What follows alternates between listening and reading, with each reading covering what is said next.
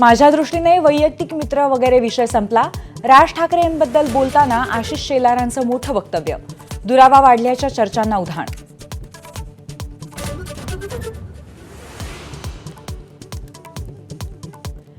विषातून अमृत निघालं तर महाराष्ट्राला हवंच आहे. ठाकरे बंधूंच्या एकत्र येण्याच्या चर्चांवरती सामनात्मक भाष्य. शिवसेनेच्या गर्भातून राज ठाकरेंचाही जन्म झाल्याची आठवण.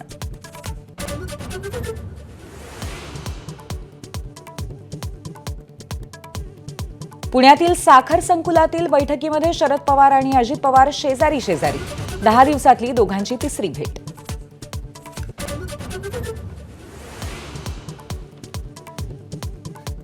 औरंगजेबाच्या कबरीची महाराष्ट्रात काय गरज? द्वारका शारदा आणि ज्योतिषपीठाचे शंकराचार्य प्रज्ञानानंद सरस्वती यांचा सवाल.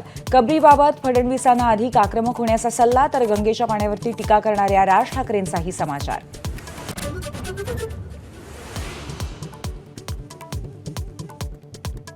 नाशिकमधल्या दर्ग्यावरील कारवाई प्रकरणी आज सर्वोच्च न्यायालयामध्ये सुनावणी. मनपा आणि उच्च न्यायालय काय भूमिका मांडणार याकडे लक्ष.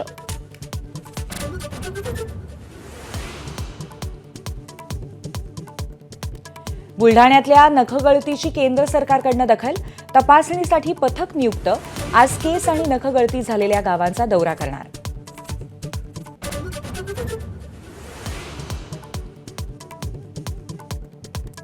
हिंदी सक्तीला भाषा सल्लागार समितीचा विरोध.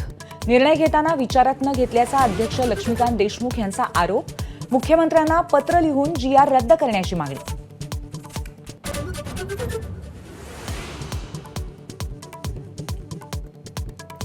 हिंदी भाषा सक्तीच्या वादामध्ये आता संस्कृतचीही एंट्री. मराठी शाळेमध्ये संस्कृत भाषा बंधनकारक करावी.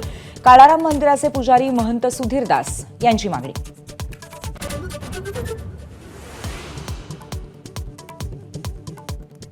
अश्विनी बिंद्रे हत्याकांड प्रकरणी आज शिक्षेची सुनावणी. मुख्य आरोपी अभय कुरुंदकर सह महेश फळणीकर, कुंदन भंडारी यांना पनवेल सत्र न्यायालय शिक्षा सुनावणार.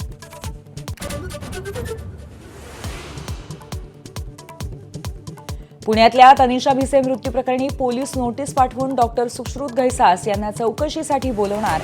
घटना जाणून घेऊन घैसास यांचा जबाब नोंदवणार.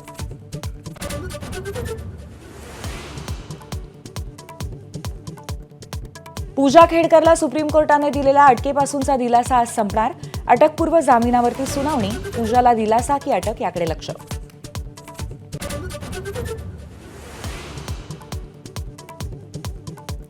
राज्यात उष्णतेची लाट कायम. बहुतांश जिल्ह्यामध्ये पारा 40शी पार.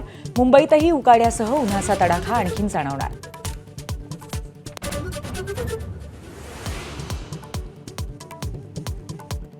वानखेडेवर रोहित आणि सूर्यकुमारची दादागिरी. IPLमध्ये मुंबईच्या विजयाची हॅट्रिक. चेन्नई सुपर किंग्सवरती 9 विकेट्सनी मात.